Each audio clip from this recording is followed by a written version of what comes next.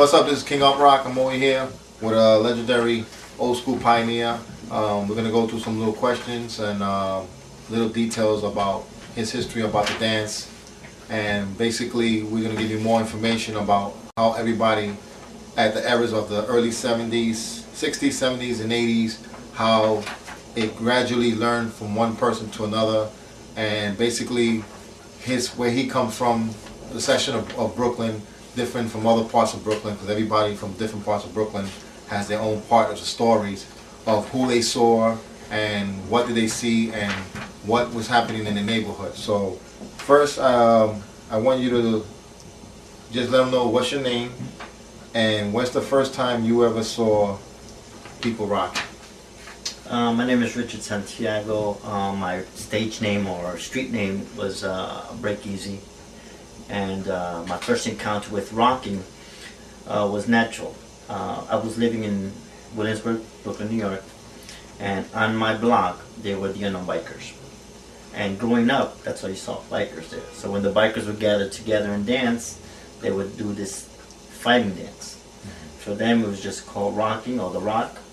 And I basically picked up from the gestures of what they did, how they hung out, how they partied. And I cloned their moves, and it was very physical at first. It was full contact, it was dirty, there was no solid control for it. It was just another way of them expressing themselves, you know. And not only that, they were just listening to rock music, which makes sense to the rock dance.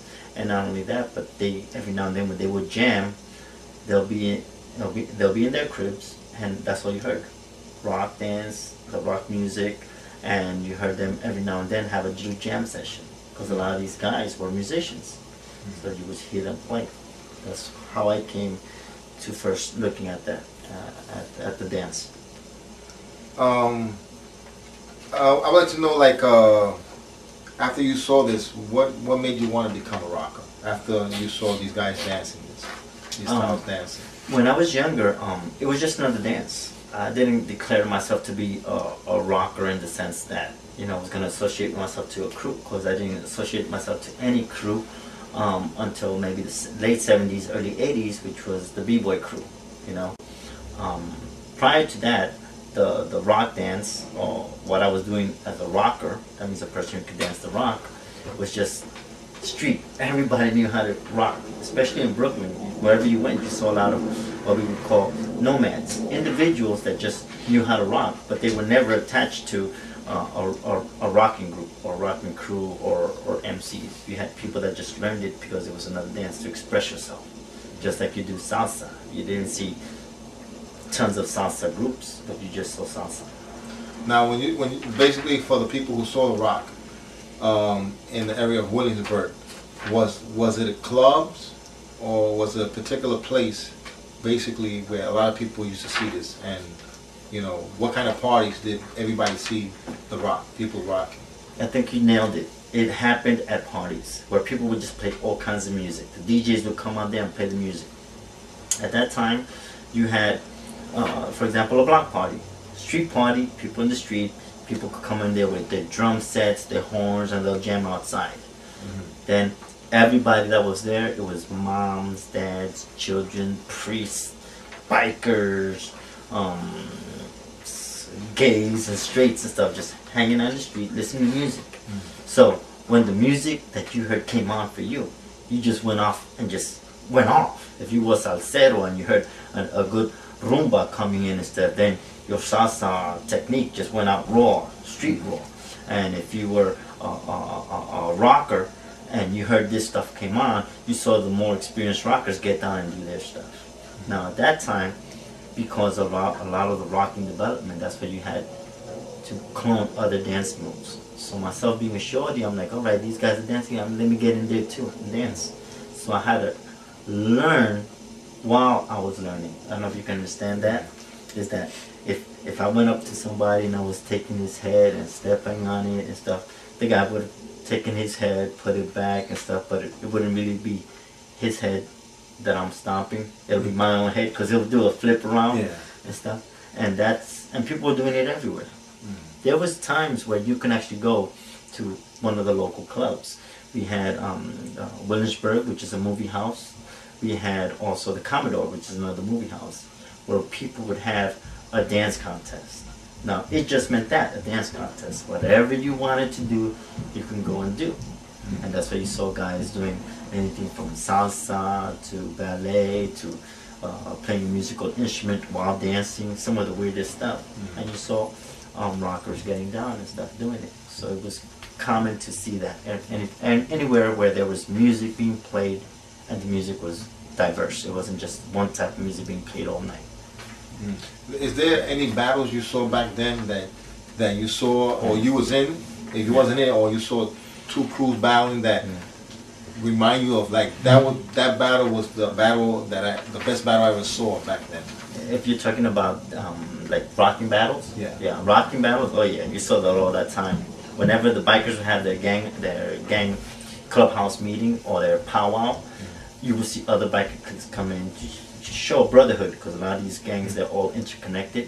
So when they would come together, you would see different guys dance a little bit different than the other guys, or going to full contact or touching the other and stuff, like, oh, I just did this to you, what you gonna do?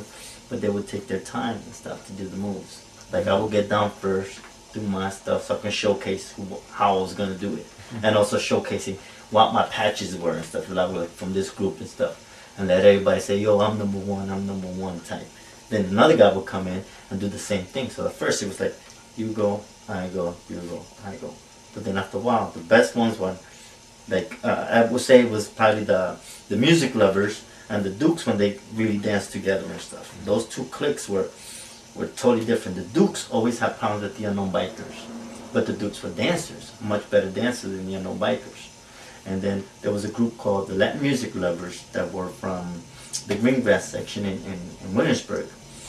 And they came down and they used to wear, I don't know if you can remember, the old varsity sweaters that you would have the old English and stuff, and they will have your letters embroidered on the side, and it will always have a white trim. So you had music lovers who rock that with regular jeans and skippies, you know. One, you had the Dukes that they had their freaking tees or their denims with their patches. And I would just sit down and just look at these guys just go at it like, oh shit, you know. And they would just go at it and I'd be like, wow. And the music was high energy. And to see them going at it, it's like going to watch a boxing fight. They see two guys with skills just going at it and stuff for dance movement. And to me, that's what I found very entertaining to watch. Then later on, it was other dances that came along.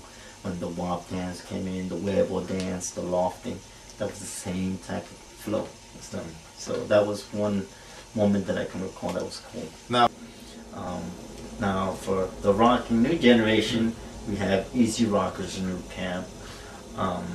That's the rocking squad that I teach now. We haven't been blessed by an MC clique. For those of you that don't know what MC is, it's motorcycle cliques and stuff, blessing the camp to be born and actually rock patches. We'll probably either get blessed by Unknowns or Together We Chill.